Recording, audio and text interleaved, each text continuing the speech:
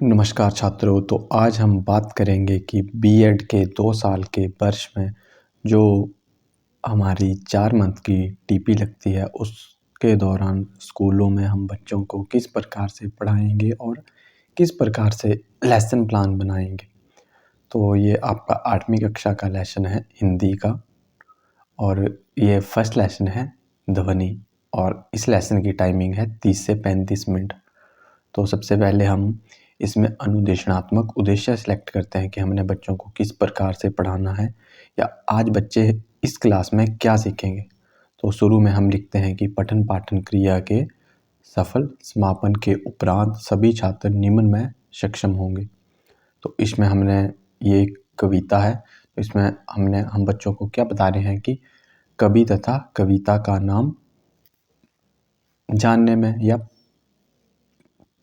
कुछ और भी लिख सकते हो आप, जैसे इसमें लिखा है प्रत्यस्मरण करने में, और सेकंड क्या लिखा है कविता की व्याख्या करने में, तीसरा क्या है कविता का भाव स्पष्ट करने में, चौथा क्या है कविता में आए कठिन शब्दों का अर्थ जानने में, और पांचवा क्या है कविता की समालोचना करने में, यानी इस कविता का क्या सार था।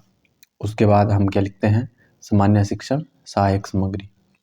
इसमें क्या आता है कि हमने कौन कौन सी चीज़ों का प्रयोग किया। टीचिंग एड जैसे चौक हो गई, चौक बोर्ड जिसे हम ब्लैक बोर्ड भी कहते हैं, झाड़नकोम, डस्टर और संकेतर पॉइंटर कहते हैं, और विशिष्ट शिक्षण सहायक सामग्री क्या है हमारी चार्ट। उसके बाद हम बच्चों से क्वेश्चन के थ्रू लेसन अपना इंट्रोड्यूस करते हैं। पहले हम बच्चों से पूछते हैं कि उन्हें इस चीज़ के बारे में कितनी जानकारी है।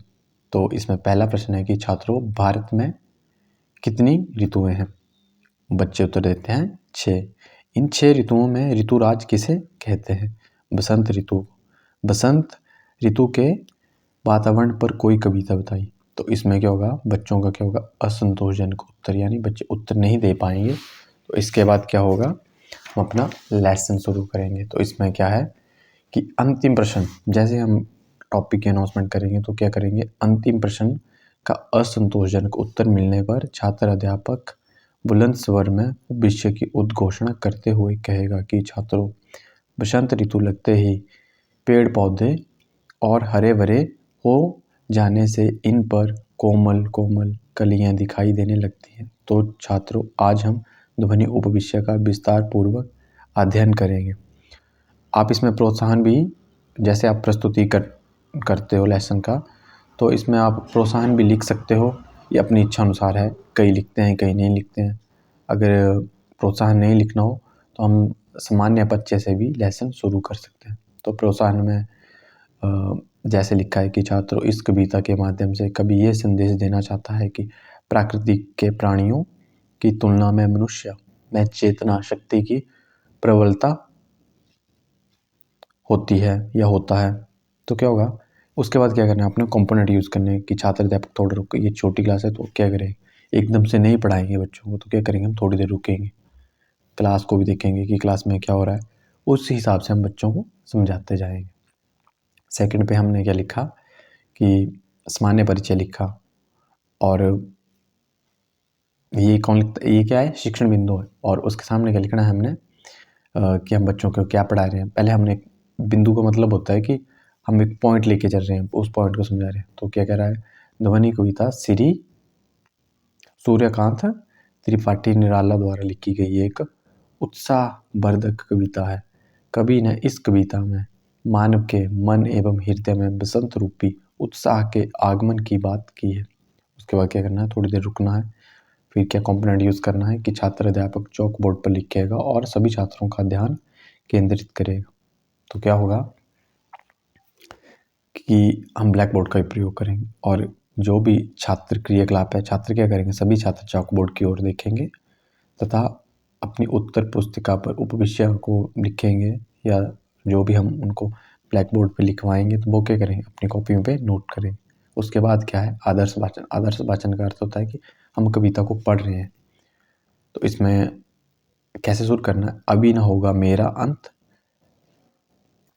फिर थोड़ा रुकना है, अभी ना होगा मेरा अंत, अंत अभी अभी ही तो आया हूँ या आई है, मेरे मन में मृदुल बसंत अभी न होगा मेरा अंत। कविता को ऐसे गा कर सुनाना है कि बच्चों को वो ले में सुनानी है कविता, ताकि उनको अच्छा लगे। फिर क्या करना है, फिर जो छात्र के लिए क्रियाकलाप है, जैसे आप लेसन बनाओगे तो उसमें लिखना है कि सभी छात्र ध्यानपूर्वक सुनेंगे।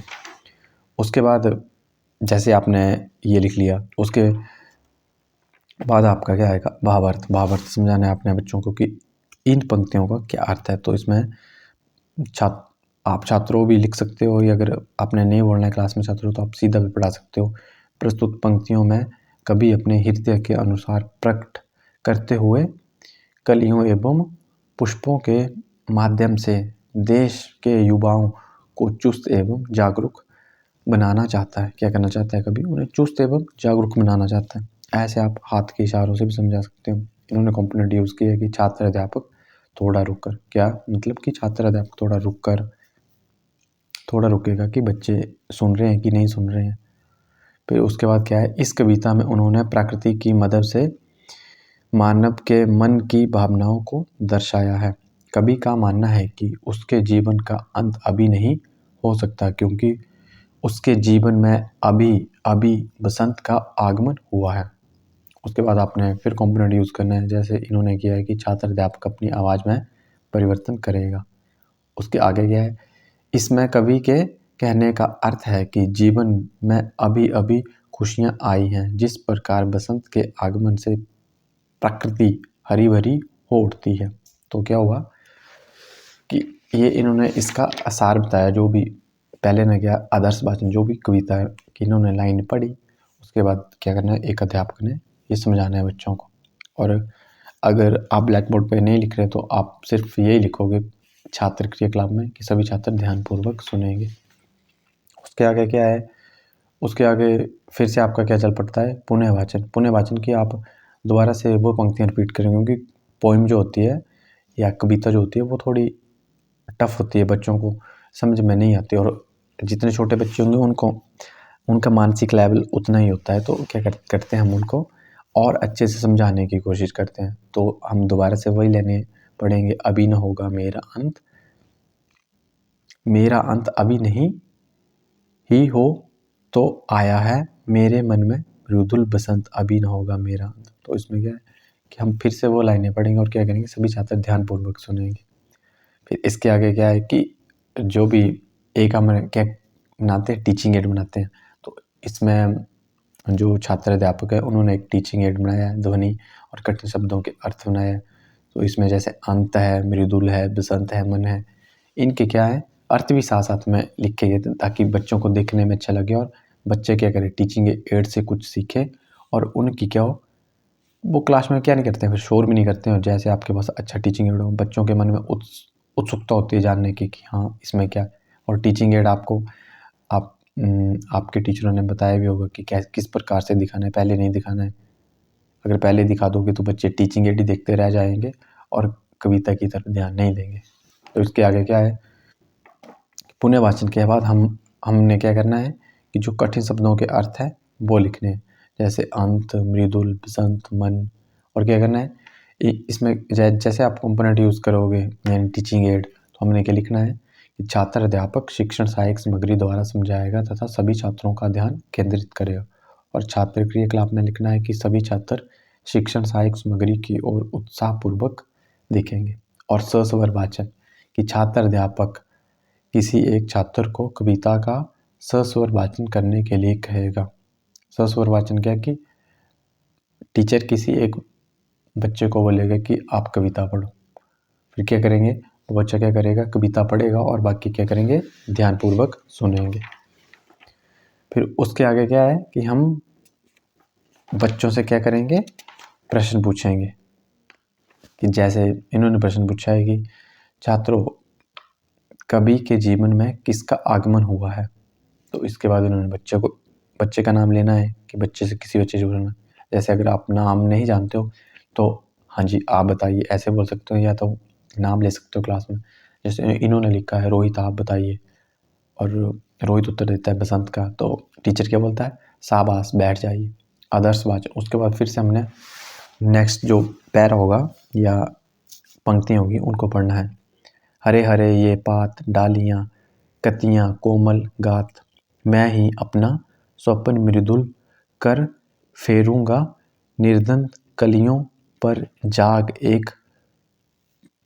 इस प्रकार से आपने इनको पढ़ना है और क्या करना है कि छात्र अध्यापक उचित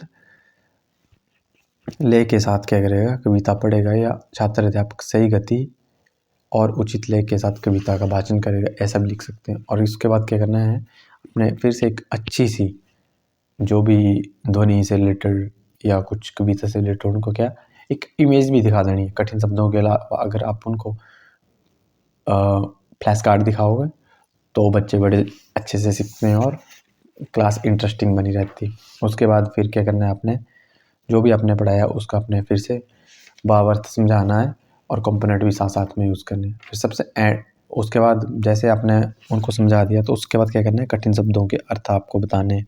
जैसे इन्होंने लिखा है पात पत्ता, इस प्रकार से मृदुल दयालु मनोहर सुंदर, इस प्रकार से आप लिख सकते हो। और कुछ बच्चों से प्रश्न भी पूछ सकते हो। जैसे इन्होंने जब इनका लेसन खत्म होने वाला था तो इन्होंने लिखा कि कवि ने कलियों को कैसे बताया है, और बच्चे का नाम लिखा है कि मनदीप, आप बताइए।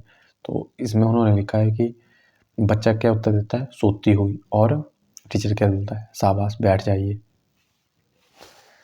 फिर क्या आता है कि रिवैल्यूएशन करते हैं, पुनरावृत्ति, कि आज हमने एक 35 मिनट की क्लास में बच्चों को क्या पढ़ाया। तो इसमें क्या है, छात्र अध्यापक अपने उपविषय की पुनरावृत्ति करते हुए कहेगा कि छात्रों, आज हमने ध्वनि उपविषय का विस्तार पूर्वक अध्ययन किया या पढ़ा, जिसमें कवि ने अलग अलग फूलों रूपी उदास लोगों के आलस और उदासी भरे जीवन के बारे में बात की है। कवि का मानना है कि अगर युवा पीढ़ी परिश्रम करेगी तो उसे मन चाहे लक्ष्य की प्राप्ति होगी और उसका अंत कभी नहीं होगा। फिर जैसे आपका लेसन खत्म होने वाला होता है तो क्या करते हैं, हम इवैल्यूएशन करते हैं, मूल्यांकन की। बच्चों से प्रश्न पूछते हैं कि जो आज एक टीचर ने पढ़ाया तो उन्होंने क्या सीखा। तो इवैल्यूएशन करते टाइम अपने लेसन में ऐसे लिखना है कि छात्र अध्यापक निम्न प्रकार से छात्रों का मूल्यांकन करेगा। इसमें पहला प्रश्न है, जिस प्रकार से आपके ऑब्जेक्टिव होंगे उसी प्रकार से आपका मूल्यांकन होता है, जिस प्रकार से उद्देश्य होते हैं उसी प्रकार से मूल्यांकन। जैसे इनका पहला प्रश्न है कि कविता तथा कवि का नाम बताइए, और सेकंड है कविता की व्याख्या कीजिए, तीसरा है कविता का भाव स्पष्ट कीजिए, और चौथा क्या है, कविता में कठिन शब्दों के अर्थों के बारे में बताइए, और पांचवा क्या है, कविता की समालोचना कीजिए। तो ये क्या है, जिस प्रकार से आपके उद्देश्य होते हैं उसी प्रकार से आपका मूल्यांकन होता है। और होमवर्क में आप बच्चों को 2 या 3 प्रश्न दे सकते हो, 2 से कम नहीं देने हैं कभी भी। तो इसमें लिखना है कि छात्र अध्यापक छात्रों को गृह कार्य हेतु निम्न प्रश्न देगा। कवि को पहला प्रश्न इन्होंने दिया कि कवि को ऐसा क्यों लगता है कि उसका अंत कभी नहीं होगा, और सेकंड, बसंत को ऋतुराज क्यों कहा जाता है। धन्यवाद दोस्तों।